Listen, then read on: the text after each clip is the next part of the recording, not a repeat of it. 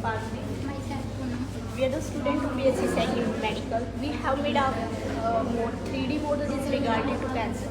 जिससे कि गांव के बच्चे होते हैं इसको कैंसर की नॉलेज थोड़ी सी कम होती है। हम उनको अवेयर करेंगे, वो अपने पेरेंट्स को अवेयर करेंगे, नेबर्स में बताएंगे। तो जैसे कि हम सब जानते हैं कि आजकल ये बीमारी बहुत ज़्यादा फैल रही है। तो कैंसर एक ऐसी बीमारी होती है जिसमें हमारी नॉर्मल सेल होती है, वो उनका ग्रुप बन जाता है और धीरे धीरे हमारी पूरी बॉडी में फैलने लगती है। जैसे कि हमारा जो बॉडी में रिकन्स्ट्रक्शन सेल्स का काम चलता रहता है, सेल बनती रहती है, वो डैमेज होती रहती है। अगर वो रिकन्स्ट्रक्शन का काम डिस्टर्ब होता है तो कैंसर सेल में चेंज हो सकती है। ये जो हमारे शरीर में कोई कैंसर सेल बन जाते हैं तो इसके ये दिखाया पहले कैंसर एक बन गया, फिर को 5 दिन से 2 से 4, 4 से 8 फैल जाते हैं। 5 में कैंसर का रोग हमने 2 दिन दिखाई कौन स्टेज बनेगा अपने 0 stage, first stage, second stage, final stage. 0 stage में बिल्कुल बड़े पैसे में स्मॉल साइज होता है। फर्स्ट स्टेज में उसकी स्माइल 3 सेंटीमीटर से कम होता है। सेकंड स्टेज में 3 सेंटीमीटर से 5 सेंटीमीटर के बीच में होता है। इसका मैकेज एब्नॉर्मल ग्रोथ की होती है। लास्ट स्टेज में हमने यहाँ मॉडल में कैंसर के 2 डिजीज़ लिए हैं। ये स्किन कैंसर है, ये जो नीचे वाली लेयर है इसको हम हाइपोडर्मिस बोलते हैं, इसको डर्मिस, ऊपर वाली एपिडर्मिस होती है। जो कैंसर सेल ज़्यादातर स्किन कैंसर में होती है वो हमारी एपिडर्मिस में ग्रो करने लगती है। जो ब्लड वेसल्स है वो भी डिवाइड करने लगती है। तो स्किन कैंसर ज़्यादातर यूवी रेडिएशंस वगैरह, हाई सनलाइट एक्सप्लोड होती है, या फिर उन लोगों में ज़्यादातर होती है जो आदमी ज़्यादातर हाई एनर्जी वाले लोगों में काम करते हैं। तो स्किन कैंसर का ट्रीटमेंट हो सकता है इजीली। इसके जैसे कीमियोथेरेपी से कर सकते हैं, रेडिएशन थेरेपी से हम इसका यूज़ कर सकते हैं। स्किन कैंसर मेनली 3 प्रकार का होता है। मेलिनोमा जो कि एक बहुत सीरियस कैंसर होता है। कार्सिनोमा स्किन कैंसर होता है। नेक्स्ट हमारा lungs cancer. Lungs cancer mens और वुमेन्स दोनों में ही पाया जाता है। By smoking, by alcohol, tobacco use करने से लंग्स कैंसर होता है। लंग्स कैंसर का ट्रीटमेंट भी हम इजीली कर सकते हैं, कीमियोथेरेपी से, सर्जरी से, रेडिएशन से इजीली कर सकते हैं। इसका कैंसर का मेनली हमें तब पता चलता है जब हमारा लास्ट स्टेज पे होता है, जिसका हमें लास्ट स्टेज पे तो कैंसर का इलाज थोड़ा सा इम्पॉसिबल सा हो जाता है। फर्स्ट स्टेज पे अगर हम थोड़ा सा अवेयर रहे थोड़ा सा तो हम उसका इजीली इन चीज़ों को लेके अवेयर हैं। जैसे मैम हमें पता नहीं चलता कि कैंसर सेल बन रहा है। जैसे शरीर पे कोई जैसे स्किन कैंसर का पता तब चलता है जब स्किन पर कोई निशान या स्कार्स लंबे समय तक रहे, दवाइयाँ वगैरह लेने से वो ठीक ना हो। लंग्स कैंसर में बचने के लिए मैं स्मोकिंग, ड्रग्स, अल्कोहल या चीज़ों का इस्तेमाल फास्ट फूड इन सब बचना चाहिए।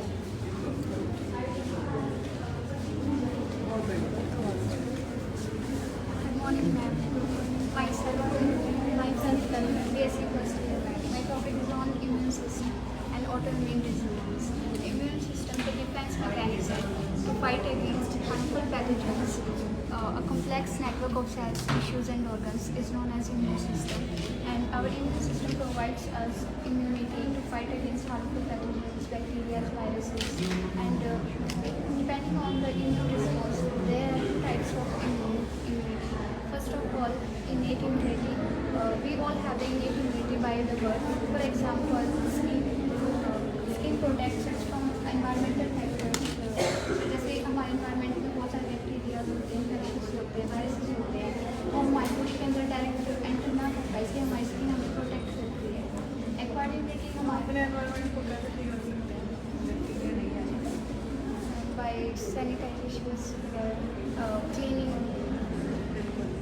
and एक्वायर्ड इम्यूनिटी मैम हमारी बाय बर्थ नहीं मिलती हमें, वो तब एक्वायर होती है हमारी बॉडी के अंदर जब हम किसी भी हार्मफुल पैथोजन, बैक्टीरिया, वायरस के कॉन्टैक्ट में आते हैं। तो हमारी बॉडी के अंदर एंटीबॉडीज सिंथेसाइज होती हैं जो हमें उसके अगेंस्ट फाइट करने में हेल्प करती हैं, उसको एक्वायर्ड इम्यूनिटी कहते हैं मैम। और सेल मेडिटेड इम्यूनिटी ऐसी इम्यूनिटी होती है जो हमारी बॉडी के अंदर होती है लेकिन वो एंटीबॉडीज़ नहीं बनाती है उससे फाइट करने के लिए, वो दूसरी सेल्स को एक्टिवेट करती है ताकि वो उसको डिस्ट्रॉय कर सके, जैसे मैक्रोफेजेस और नेचुरल किलर सेल्स उनको डैमेज कर सके, उसको जो हमारे ऐसे सेल्स होते हैं जो हमारे हेल्थी सेल्स को डैमेज ना कर सके। और बहुत सारी मैम इम्यून सिस्टम के अंदर हमारी सेल्स होती हैं जैसे न्यूट्रोफिल है मैम, ये क्या करती है, हमारी बॉडी को इन्फेक्शन से प्रोटेक्ट करती है, जो हमारी इंजरीज उनको हील करती है। और ये इसेनोफिल है मैम, जैसे ही हमारी बॉडी को प्रोटेक्ट करती है एलर्जन से, जो ऐसे एलर्जन जो हमारी बॉडी में एलर्जीज क्रिएट करते हैं उनसे, पैरासाइट से, पैथोजन से। और बेसोफिल होती है मैम, जो ऐसे एंजाइम रिलीज़ करती है जो हमें अस्थमा हो गया, एलर्जिक रिएक्शन से, उन सबसे प्रोटेक्ट करती है। और नेक्स्ट हमारी मोनोसाइट में भी हमारे ब्लड के अंदर होती है, बोन मैरो के अंदर प्रोड्यूस होती है और ब्लड से बाकी टिश्यूज़ के अंदर जाती है, जिससे हमें जैसे फिर बाद में मैक्रोफेज और डेंड्राइटिक सेल्स में कन्वर्ट हो जाती है। ऐसे ही नेक्स्ट है ये टी सेल। टी सेल क्या करते हैं मैम, हमारे इन्फेक्शन और जो कैंसर होता है उनसे मेनली हमें प्रोटेक्ट करती है। फिर बी सेल आती है, ये एंटीबॉडीज़ बनाती है, प्रोड्यूस करती है इन्फेक्शन के टाइम तक से फाइट कर सके। और नेचुरल किलर सेल्स है मैम, ये जो इन्फेक्टेड सेल्स है उनको डिस्ट्रॉय करने का काम करते हैं कैंसर सेल्स से, जो मैलिग्नेंट हो चुकी है। और मैक्रोफेजेस है मैम, ये डिटेक्शन का उनको पहले पहचानती है और फिर उनको मैम फैगोसाइटोसिस कर देती है, बाहर निकाल देती है।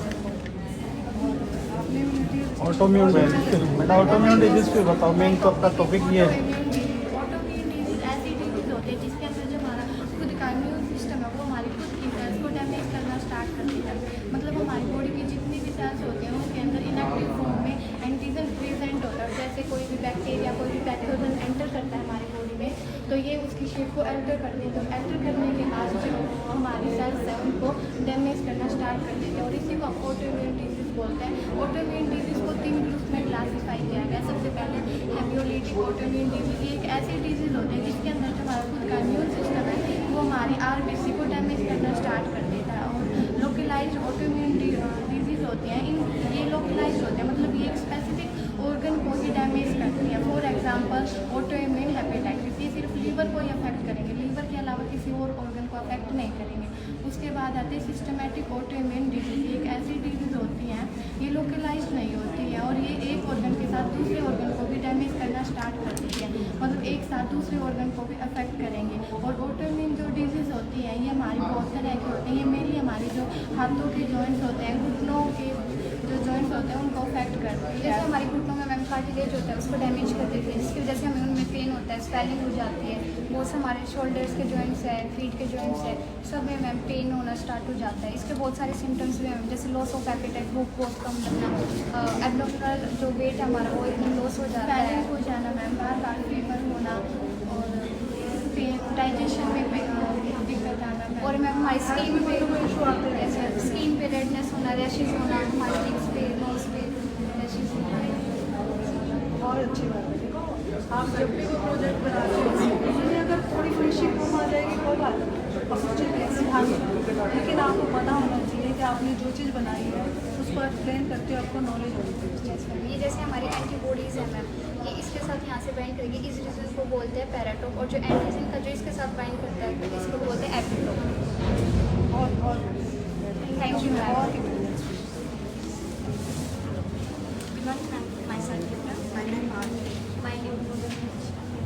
मैम ये हमने ज्वालामुखी उद्भेदन और उससे निर्मित व्यवस्था को दर्शाया है। मैम ये जो ज्वालामुखी है ये दो शब्दों से मिलकर बना है, ज्वाला और मुखी। ज्वाला का अर्थ है अग्नि या मैग्मा और मुखी का अर्थ है केंद्रीय। इस प्रकार ज्वालामुखी धरातल के वे छिद्र होते हैं जिनसे होकर भूगर्भ का मैग्मा आदि पदार्थ उद्गार के रूप में बाहर निकलता है। ज्वालामुखी मैम ये जो ज्वालामुखी उद्गार की प्रक्रिया है ये बहुत ही महत्वपूर्ण है। इसी से हमारा स्थलमंडल बना है और इसी से बहुमूल्य खनिज देने वाले चट्टानों की प्राप्ति हुई है। अब हम आते हैं ज्वालामुखी की संरचना पर। ज्वालामुखी का जो ऊपरी भाग है जिस छिद्र से गैसें, लावा और खनिज पदार्थ बाहर निकलते हैं इसे ज्वालामुखी छिद्र कहा जाता है। और जब ये पदार्थ निकलते हैं इसके चारों ओर जमा हो जाते हैं तो एक शंकु का निर्माण करते हैं जिसे ज्वालामुखी शंकु के नाम से जानते हैं। और जब ये जमाव लगातार बढ़ता जाता है तो एक पर्वत का रूप ले लेता है जिसे ज्वालामुखी पर्वत कहते हैं। और ये जो ज्वालामुखी क्षेत्र है ये जिस नली के माध्यम से नीचे मैग्मा चैम्बर से जुड़ा हुआ होता है और इससे मैग्मा का निकास होता है इसे ज्वालामुखी चिमनी कहा जाता है। मैम चिमनी के ऊपर ये जो कटोरे जैसी आकृति है ये क्रेटर कहलाती है और टाइम के साथ या फिर भयानक विस्फोट से जो क्रेटर का साइज बढ़ जाता है तो वो काल्डेरा कहलाता है। कई बार ऐसा होता है जब विस्फोट इस मुख्य नलिका से न होकर छोटे छोटे रंध्रों से या साइडों से निकल जाता है तो फिर वो अनेक शंकुओं का निर्माण करता है जिन्हें कोण शंकु कहा जाता है। अब हम ज्वालामुखी से निकलने वाले पदार्थों की बात करते हैं। इससे गैस, लावा और तरल पदार्थ निकलता है। सबसे पहले गैस की बात करते हैं। गैस में भाप का अंश 90 से 80% तक होता है और इसमें से लावा भी निकलता है, एक तप्त तरल पदार्थ की तरह जलता हुआ लावा भी निकलता है। उसके बाद अगर इसकी गैस में इसमें से कार्बन डाइऑक्साइड, सल्फर डाइऑक्साइड और इसीलिए गैसें भी निकलती है। उसके बाद इससे बनने वाली जो अगर इससे निकलने वाले पदार्थ है वो स्कोरिया है, राख है और हमारे जो लैपिली है और ज्वालामुखी बम है। सबसे पहले बात आते हैं हम राख पे। ये ऐसे विरले पदार्थ होते हैं और इनके जुड़ जाने से जिनका निर्माण होता है वो टफ कहलाते हैं। स्कोरिया ये मटर के दाने के आकार के समान है। उसके बाद हमारा लैपिली या अखरोट के समान पत्थर होते हैं छोटे छोटे। उसके बाद हमारा ज्वालामुखी बम, ये जो ज्वालामुखी विस्फोट होने के टाइम जो चट्टान होते हैं उनके टुकड़े होते हैं। उसके बाद हम जब काफ़ी समय से ज्वालामुखी विस्फोट न होने के कारण उसमें जो लावा होता है उसकी परत जम जाती है, उससे एक झील का निर्माण होता है जिसे हम क्रेटर झील कहते हैं। और कई बार जो मुख्य नली से न होकर लावा एक दरार के माध्यम से बाहर निकलता है, परत के रूप में जमकर एक पठार का निर्माण करता है जिसे हम लावा पठार कहते हैं। अब हम बात करते हैं ज्वालामुखी के प्रकारों की। इन्हें दो बेसिस पे डिवाइड किया जाता है। पहला तो इनकी उद्गार की अवधि और दूसरा है इनके उद्गार के अनुसार। जो उद्गार की अवधि के अनुसार ये 3 टाइप के होते हैं: सक्रिय ज्वालामुखी, प्रसुप्त ज्वालामुखी और शांत ज्वालामुखी। जो सक्रिय ज्वालामुखी होते हैं इनमें अक्सर विस्फोट होते रहते हैं। इसका एग्जाम्पल है इटली का एकना ज्वालामुखी। फिर आता है प्रसुप्त ज्वालामुखी। ये ज्वालामुखी ऐसे ज्वालामुखी होते हैं जिनमें निकट भूत में ज्वालामुखी विस्फोट हुआ तो होता है, परंतु अभी इनमें कोई विस्फोट की संभावना दिखाई नहीं देती, जैसे इटली का विसुवियस ज्वालामुखी। शांत ज्वालामुखी ऐसे ज्वालामुखी होते हैं जिनमें ना ही तो निकट भविष्य में कोई ज्वालामुखी विस्फोट हुआ है और ना ही इनमें विस्फोट होने की कोई संभावना दिखाई दे रही है, जैसे ईरान का को सुल्तान और म्यांमार का कोका। अब मैम आते हैं जो इसका सेकंड बेस है, उसमें इनके उद्गार के अनुसार इन्हें डिवाइड किया जाता है। वो इन्हें 2 प्रकार से डिफाइन किया जाता है: केंद्रीय उद्गार वाले और दरारी उद्गार वाले।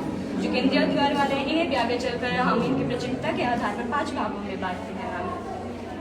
और फिर उसके बाद मैम ये दरारी उद्भेदन वाले हैं, उसमें मैम जो उद्भेदन होता है वो दरारों के माध्यम से होता है, जिससे लावा परत दर पर जमता और पठार का निर्माण होता है। Thank you. अगर ये ज्वालामुखी टॉप से विस्फोट नहीं होते तो यहाँ टॉप से अगर एक विस्फोट नहीं होता हाँ जी। तो यहाँ ये कैसे विस्फोट अगर ये इसमें विस्फोट नहीं होता तो इसमें लावा की परत जम गई, फिर जो कटोरे जैसे आते हैं ऐसी आपत्ति बढ़ती है यहाँ काफी देर आई है, ऐसी आपत्ति बढ़ती है। जब उसमें वर्षा का जल इकट्ठा होता है तो झील का निर्माण होता है।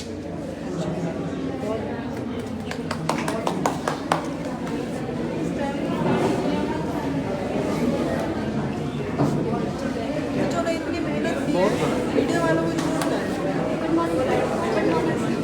मैम हमने यहाँ पर स्ट्रीट वेंडर्स के लिए कार्ड बनाए हैं जो कि डिसेबल्ड वेंडर्स के लिए हैं।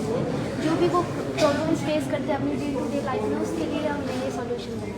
जैसे पहली प्रॉब्लम जो डिसेबल वेंडर्स होते हैं वो इसको मूव नहीं करा पाते, पुश या पुल नहीं करा पाते, तो हमने वहाँ पर लगाया अल्ट्रासोनिक सेंसर जो कि ऑटोमेटिक मूव कराएगा कार्ड को। ये सेंस करेगा और उसके साथ साथ सेकेंड प्रॉब्लम होती है कि जो फ्रूट्स एंड वेजिटेबल होते हैं वो ज़्यादा टेम्परेचर होने की वजह से ख़राब हो जाती है। तो यहाँ पर हमने लगाया है LED स्क्रीन जहाँ पर हमें टेम्परेचर और ह्यूमिडिटी नोट मिलेगी, और जैसे ही टेम्परेचर 32 डिग्री सेल्सियस से ज़्यादा चला जाएगा तो वो फैन जो है वो ऑटोमेटिक ऑन हो जाएगा और टेम्परेचर को बैलेंस करेगा। इसमें रखा सामान भी सेफ रहेगा। यस मैम, बिल्कुल। जैसे यहाँ पर ये टेम्परेचर सेंसर है, बोल तो दिया जैसे जैसे वहाँ पर टेम्परेचर इंक्रीज होगा वो यहाँ पर आ जाएगा। यहाँ डिस्प्ले पे आ जाएगा। Yes sir.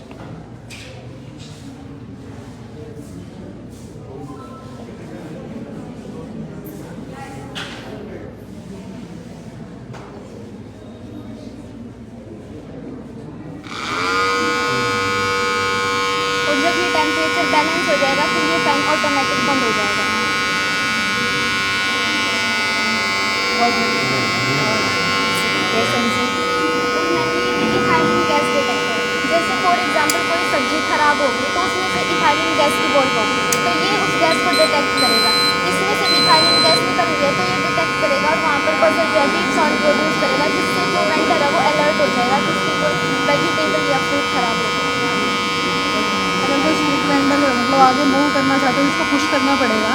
नो मैम, वो वहाँ से मूव होगा। Yes ma'am.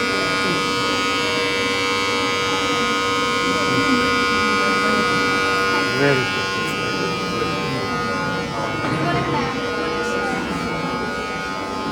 मेरा नाम सुदेश है, इसमें BSc फर्स्ट ईयर से हूँ। हमने एक वर्किंग प्रोजेक्ट बनाया है जिसका नाम है लेजर सिक्योरिटी सिस्टम। सर ये सिक्योरिटी सिस्टम है, जैसे कि नाम से पता चला सिक्योरिटी सिस्टम। सो जनरली क्या होता है कि जैसे मतलब मॉल्स में जाते हैं, हॉस्पिटल्स में, घर में डोर पे क्या होता है सिक्योरिटी होती है, एक बाहर सिक्योरिटी नहीं होती है। तो सर एक ऐसा सिस्टम है जो चारों तरफ से किसी घर को, किसी मॉल को, किसी हॉस्पिटल को सिक्योर कर सकता है। ठीक है सर, अब आगे वर्किंग एक मोनोक्रोमैटिक सोर्स है जिससे एक सिंगल वेवलेंथ की लाइट हमारी पास जैसे बिजली के चारों तरफ लगाया गया है। जैसे ये 2 मिरर लगाए हैं हम ताकि लाइट को रिफ्लेक्ट कर सके। तो जैसे हमने एक मोनोक्रोमैटिक सोर्स से लाइट को पास किया गया, तो सर वहाँ पे एक LDR लगा हुआ है, LDR पे से लाइट स्ट्राइक होगी हमारी। तो एक वहाँ पे बजर लगा हुआ, बजर साउंड प्रोवाइड करेगा। जैसे ही सर देखो यहाँ पे LDR है, जैसे हमारी लाइट LDR पे पड़ी तो कोई साउंड नहीं आई बजर से, पर जैसे कोई पर्सन एंटर करेगा या कोई भी लाइट को इंटरप्ट करे तो ये साउंड देगा। अब साउंड नहीं दे रहा, जैसे कोई एंटर करेगा फिर से साउंड देगा, अब साउंड नहीं दे रहा। तो ये एक सिक्योरिटी सिस्टम है जो किसी भी जनरली हमारी डोर्स पे सिक्योरिटी होती है, तो इसको हम चारों तरफ से सिक्योर कर सकते हैं, किसी घर को, किसी भी मतलब हॉस्पिटल वगैरह को। तो इसे ये बेस्ट मेथड है सिक्योर करने की। Ma'am, our 2 students also got second position in district level last year.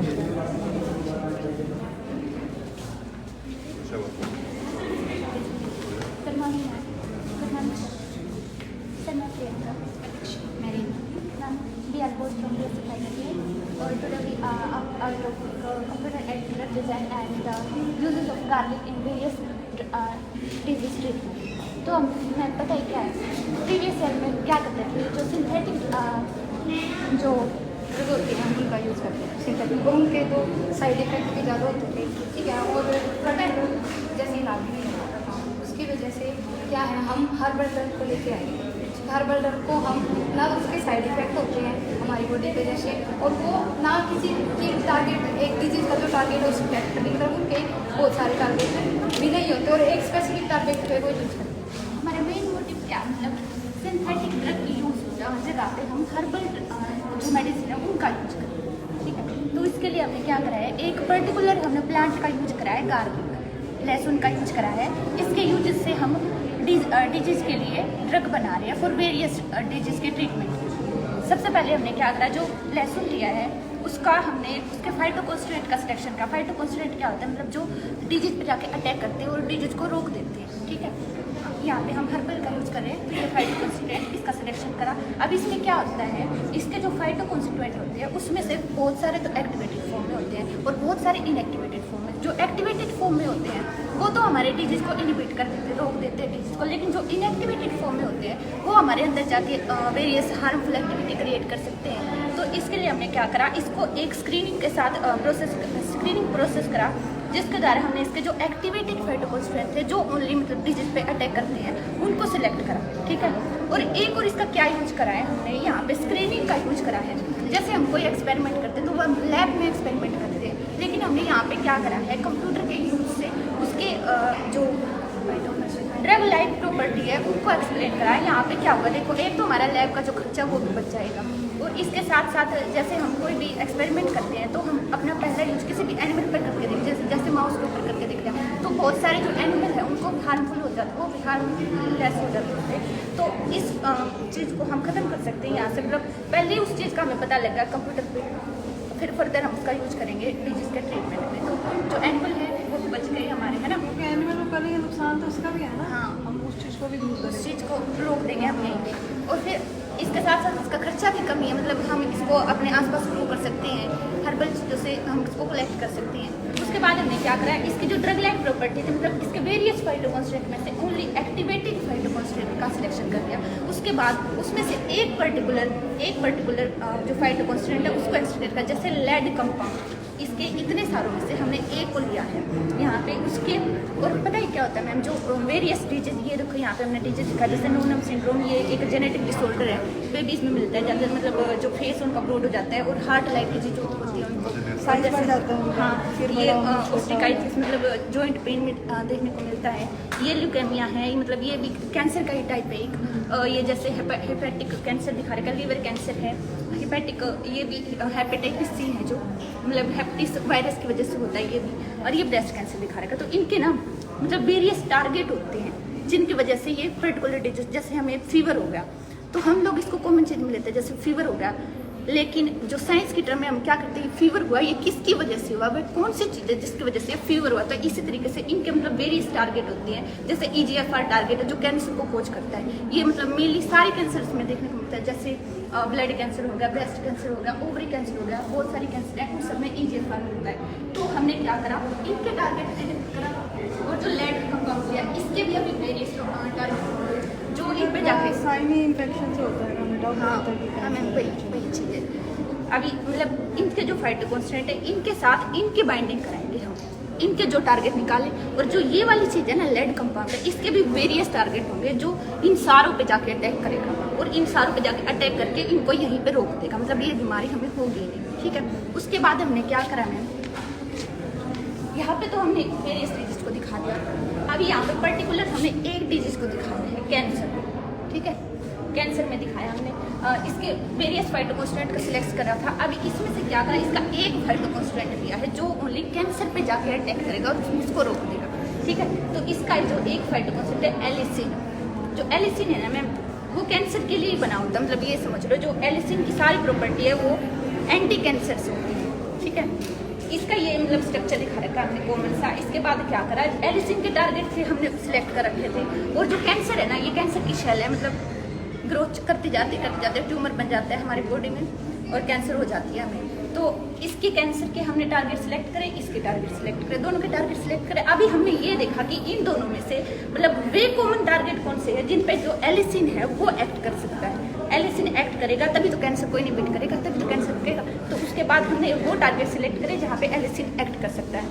Allicin फिर इसके बाद इसका और जो इसके टारगेट लिए थे कॉमन टारगेट, उन दोनों की डॉकिंग दिखा दी। यहाँ पे देखो, ये वाला है कैंसर का टारगेट, ये वाला है एलिसिन का टारगेट, और यहाँ पे इन दोनों की डॉकिंग हो गई।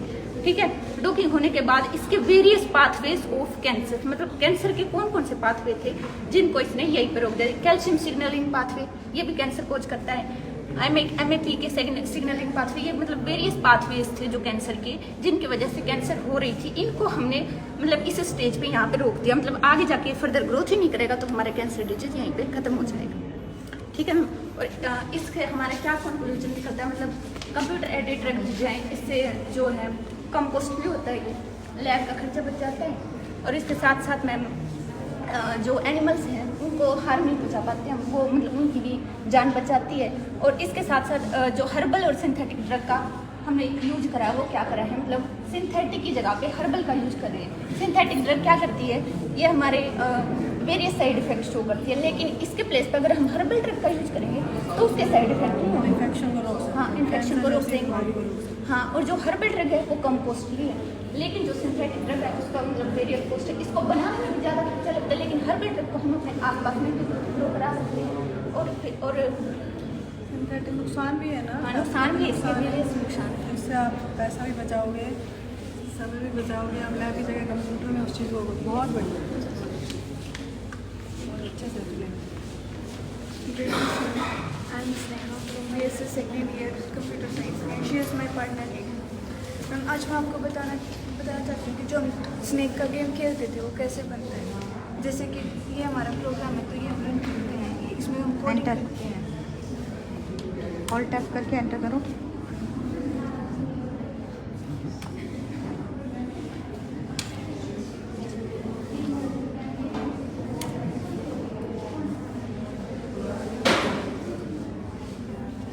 तो ये जो हमारा स्नेक का गेम है वो स्टार्ट हो गया। ये है हमारी सबसे पहली फ्रंट स्क्रीन, उसके बाद ये वेलकम करेगा, तो ये हमारा लोडिंग बार आ रहा है। तो जो हमारा गेम है वो लोड हो रहा है, तो फिर ये हमने कोडिंग में फंक्शंस डाल के हमने स्टार्ट लगा दिए थे। हमारे इंस्ट्रक्शंस दे दिए, ये हमारा स्कोर जो यहाँ पे हमारा हाई स्कोर है। तो हम कोई भी की प्रेस कर सकते हैं जिससे कि हम गेम स्टार्ट कर दें, और हमारे पास ये इंस्ट्रक्शंस हैं जिनसे कि हम स्नेक को मूव कर सकते हैं। और जैसे ये फूड को खाएगा तो इसका साइज बढ़ जाएगा, और जैसे ये इसके एंड से टिक रहेगा तो ये आउट हो जाएगा। ये हमारी एग्जिट स्क्रीन है। Thank you. यस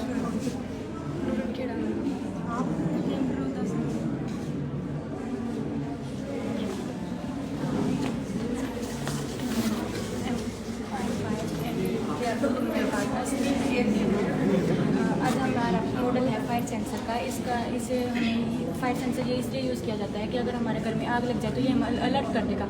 ये वर्क कैसे करता है कि जैसे हमने इसमें ये सेंसर लगाया हुआ है, अगर इसके पास आग का कोई थोड़ा सा भी ये चला जाए कि घर में आग लगी हुई है तो ये अलर्ट कर देगा कि घर में आग लगे। इसमें एक अलार्म लगा हुआ है, वो बीप करेगा। उस अलार्म से जैसे ऐसे ये बीप करेगा, और अगर आग बुझ जाएगी तो ये अपने आप बंद हो जाएगा। फिर जिसे हम ये अलर्ट करेगा ताकि हम या तो फायर ब्रिगेड को बुला लें या फिर हम खुद से उसको बुझाने की कोशिश करें आग। ये इसका हमने आर्डिनो में यूज़ किया हुआ है। आर्डिनो से हमने इसकी कोडिंग की हुई है, और आर्डिनो से कनेक्ट करेंगे ना तो आर्डिनो की वजह से ये सेंसर सेंस करेगा। जो आजकल घर घर में बिल्डिंग है, मॉल में सेंसर लगा होता है। और वो ना अगर वैसे घर में लगाए ना, जैसे ये यहाँ तो हमने लैपटॉप से कनेक्ट किया हुआ है, अगर वैसे करेंगे तो हम इसमें बैटरी यूज़ कर सकते हैं। उस बैटरी से वो सेंस करेगा। आप ट्राई कर सकते हो। इसके पास सेंसर यहाँ से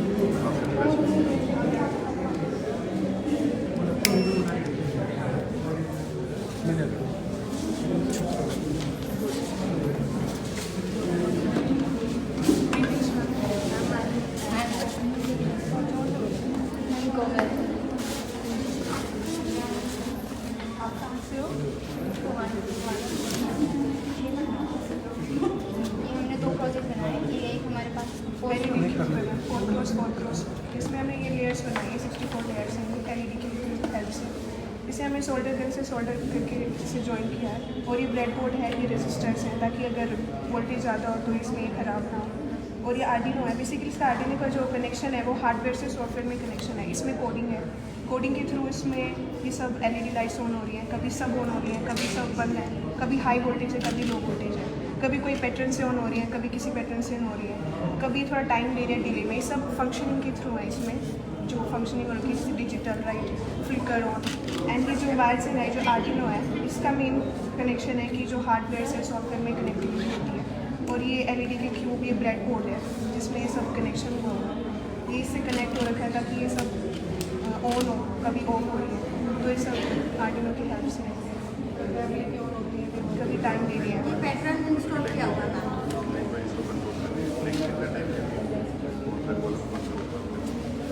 कोडिंग है मैम इसमें, जैसे हमें आउटपुट मिल रहा है, कभी इनपुट मिल रहा है। जैसे फ्लिकर है, कभी कभी किसी टाइम ऑन हो रही है, कभी कोई पैटर्न ऑन हो रहा है, कभी सब ऑफ है, कभी हाई वोल्टेज है, कभी लो वोल्टेज है। जैसे कभी डिले है, कभी कोई किसी टाइम से 250 मिली सेकेंड से, तो इससे कनेक्टिविटी हो रही है। और ये ब्रेड बोर्ड है, ये रेजिस्टर्स हैं ताकि वोल्टेज इलेक्ट्रिसिटी ज़्यादा हो तो ये ख़राब ना हो। और ये हमारा स्मार्ट डस्टबिन है। इसमें हमारे पास जैसे हमें बार बार टच करके बार बार डालना पड़ता है, तो इसमें हमारे पास स्मार्ट डस्टबिन मतलब हम सेंस करेंगे कुछ भी आगे आएगा तो अपने आप खुल जाएगा, अपने आप बंद हो जाएगा। अब जैसे इसमें हमारे पास आर्डिनो लगा हुआ है और अंदर इस पर सर्वर लगा हुआ है, तो वो अपने आप इसको ओपन कर रहा है बार। अब जैसे मैं इसके आगे तो आपको मतलब टच करने की जरूरत नहीं है। ये स्पेशल स्मार्ट डस्टबिन है, मैं डाल दूँगा। ये सेंसर है, इसके सामने सेंसर। इसमें भी आर्डिनो की हेल्प से कनेक्टिविटी और इसमें भी कोडिंग है। काम करता है, सेंस करता है। हम ट्राई कर सकते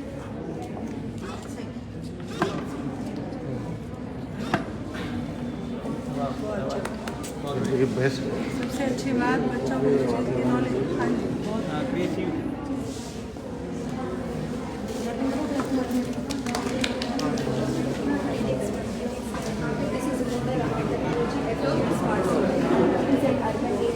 that uses technology and improves sustainability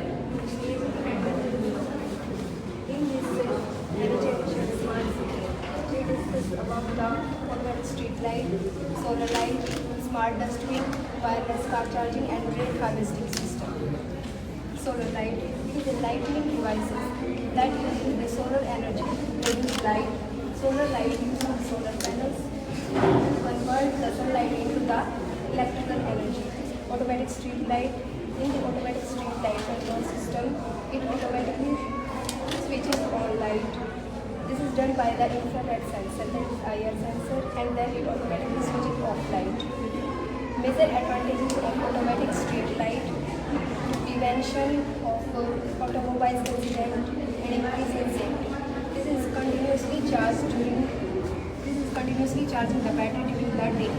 Wireless car charging. Simplify, you can place your car on this charging stand and it automatically start charging. Smart dustbin. Smart dustbin, as explained in the earlier video. Water harvesting system.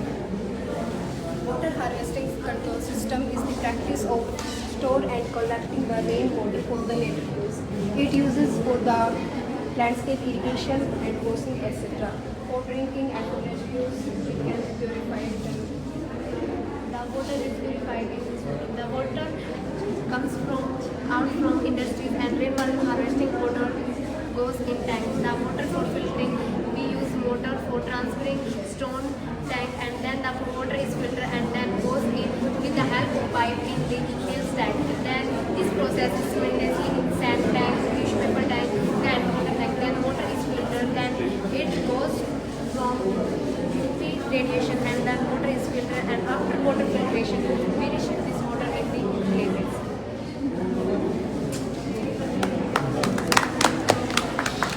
अभी काम यहीं से शहर से कौन से गाँव से?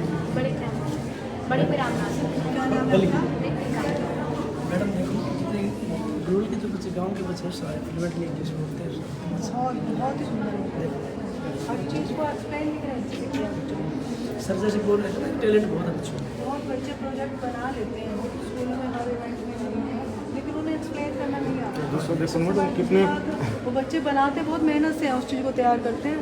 दूसरा उनके अंदर वो कॉन्फिडेंस नहीं होता कि अपनी चीज़ को सामने रख पाए, सामने वाला समझ पाए। इन सभी बच्चों ने लेकिन बहुत बच्चों ने अच्छे बहुत अच्छे से की, बहुत सुंदर।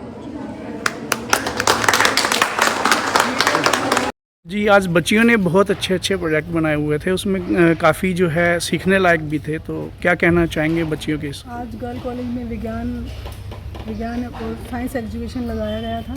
विज्ञान प्रतियोगिता का ये इवेंट बहुत ही अच्छा था। सच में ये लगा कि आज बच्चों में टैलेंट की कमी नहीं है।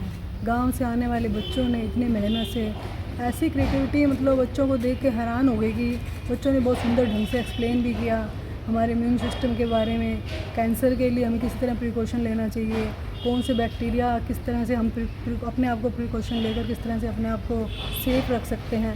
बच्चों ने बहुत सुंदर सेंसर बनाया हुआ था जिसको टच करने से डस्टबिन अपने आप से खुल रहा था ताकि हम बिना टच किए उसमें डस्ट डाल सकें। और बच्चों ने खाद बनाने का भी बहुत सुंदर प्रोजेक्ट बनाया हुआ था।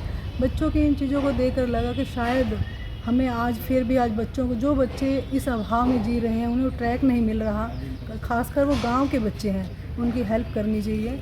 और कॉलेज वालों ने बच्चों को इस इवेंट के साथ जोड़ा और मैं तो अपना सौभाग्य समझती हूँ कि मैं इस इवेंट का हिस्सा बनी। और बच्चों को भी मैंने ब्लेसिंग भी दी और ये मैसेज दिया कि आपने जो भी प्रोजेक्ट बनाया, जितनी मेहनत के साथ ये प्रतियोगिता में आपने हिस्सा लिया, आप अपने इस प्रयोग को कभी भी गलत ढंग से नहीं करना, अच्छे ढंग से करना, क्योंकि विज्ञान आज वहाँ पहुँच चुका है कि आज जिसके बिना हमारा, मतलब ये समझेंगे कि जीना हमारे लिए दुर्भर है, कि हम सब विज्ञान पर निर्भर हैं। और विज्ञान ने तो ऐसी ऐसी चीज़ें की हैं, ऐसे चमत्कार किए हैं जिसने जीवन को पलट कर ही रख दिया है। जिसकी हम कहेंगे शुरुआत तो दर्शन से होती है और उसका जो लास्ट है, जो अंत होता है, वो कला पर होता है। और विज्ञान हमेशा कला को निखारने का काम कर रहा है और बच्चे भी अपनी प्रतिभा को लेकर इस कला वाले ट्रैक में बहुत अच्छे से पहुंच रहे हैं। तो मैं कॉलेज वालों से और उन बच्चों को भी इसी आश्वासन के साथ, इस मैसेज के साथ आज ये कहकर आई हूँ कि बच्चों को इसी मेहनत के साथ जोड़ कर रखें ताकि आगे बढ़ते हैं। Thank you.